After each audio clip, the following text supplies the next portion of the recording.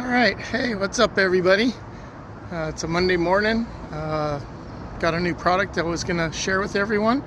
I think it's gonna be pretty amazing from what I can tell and my mechanical knowledge. It's a product by Bass Fishing Technologies. If you have a Lowerance trolling motor, you're probably very aware of and very frustrated with the fact that the arrow does not track properly.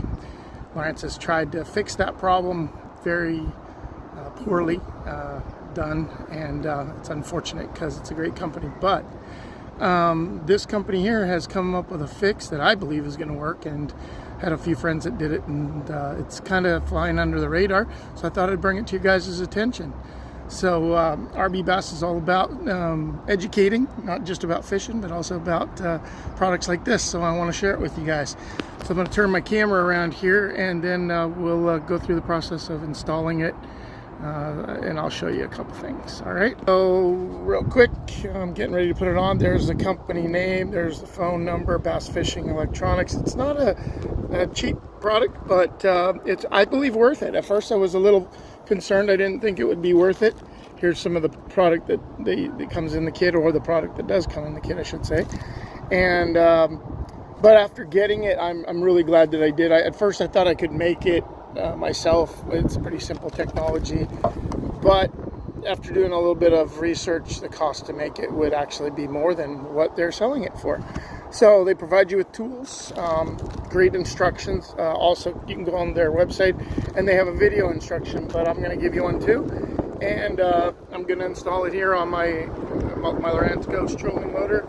It's very windy out here, so I apologize for that. Everything's flying all over the place.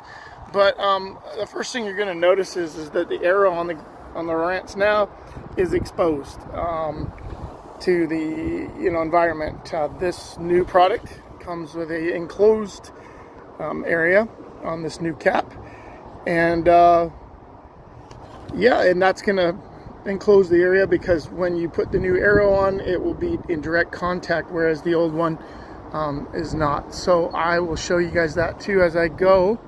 Real quickly, what I'm going to do that you guys won't see is I'm going to remove this cover here, and then also this back cover right here.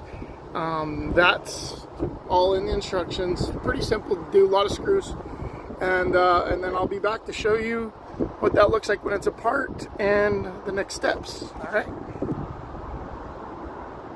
All right. So I've gotten that arrow off. It just pops off with a screwdriver, and then that's the silicone section here that seals this electronics in here, of which means that the magnet does not touch directly on the one on the inside, which that's where the lag comes from. So I just wanted to show you that before I get this apart. Okay, back again. Removed the first piece that comes off other than the arrow. It's pretty simple and straightforward. There's only 2 screws, as you can see right here. And then you just got to be careful not to pry it too much, or you will break it somewhere in this spot here, and it has to come over this shaft. And then once you do this and you get it off, you expose the many screws that have to come off to get this cap off right here. So I'm going to go ahead and do that, and then I'll show you the next step. All right, got the cap off, all the screws out. You can see there's a lot of screws there. Don't lose any, don't drop any. This is the piece that separates this magnet here from the magnet that's on the original arrow. And that section there is what you're going to be cutting out.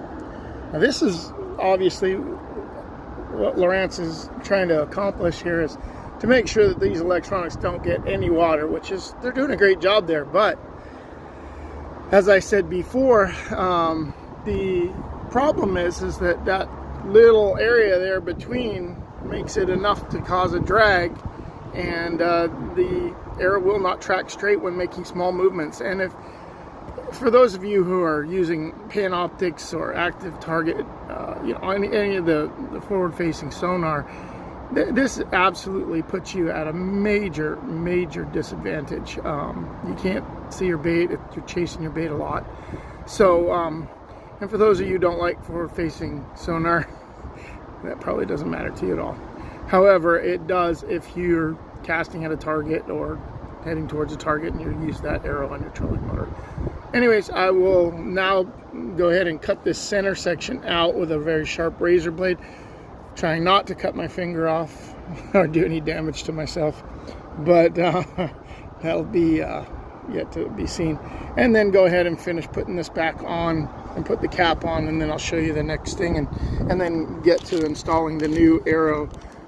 It's pretty clear and obvious that the arrow's a significantly different size. It's also a lot lighter, the one that they send here, the new one, and I imagine that's going to help it to track. And like I said, the big part of it now is this arrow is going to have, this new arrow is going to have direct contact, so there's nothing really that can, you know, create a drag or a problem, and that arrow is going to track true and perfect, and it's not going to have any lag whatsoever.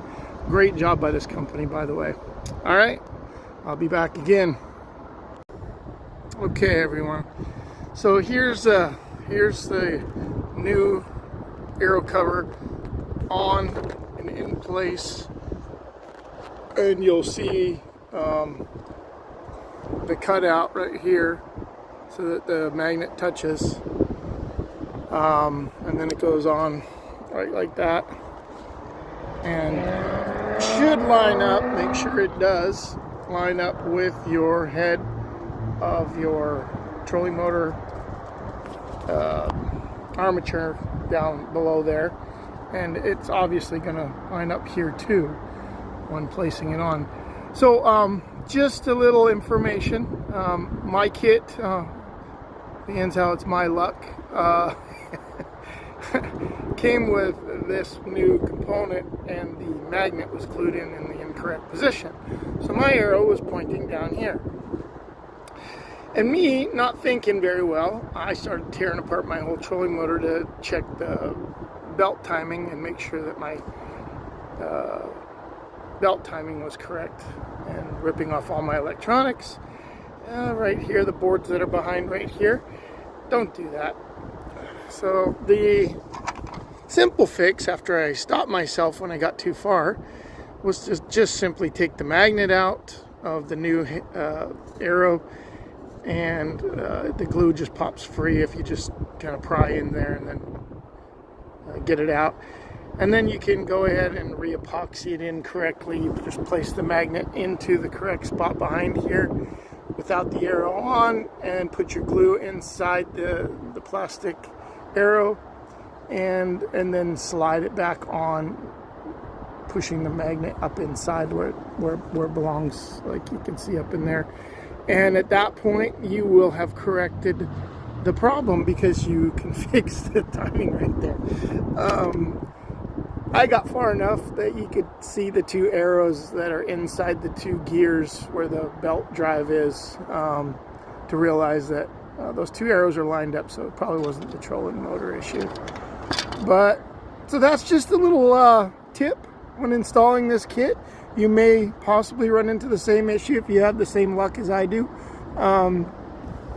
but good for you to know. It'll keep you from going too far and making a bad mistake, or getting mad and sending it back or whatever. But anyways, enough said. I'm gonna now put the new cover on. It simply just goes on like that. Make sure that the sealer is in position. It will fit in these grooves right in here once you push it on, and then you don't want to take it off again. You want to go ahead and put the screws in now, because when you try to take it off, if you do, you will pull this arrow off again, and you know, you want to make sure that everything is in line, because this does have a little bit of free play in there, so where you place it is going to make a big difference to whether or not the arrow stays tracking correctly. All right, so I'm going to go ahead and put my screws in, and I'll be back. Back again with another tip. All right, so you can see I've got all those screws back in on the back of my trolling motor with my new cover on, new arrow in place.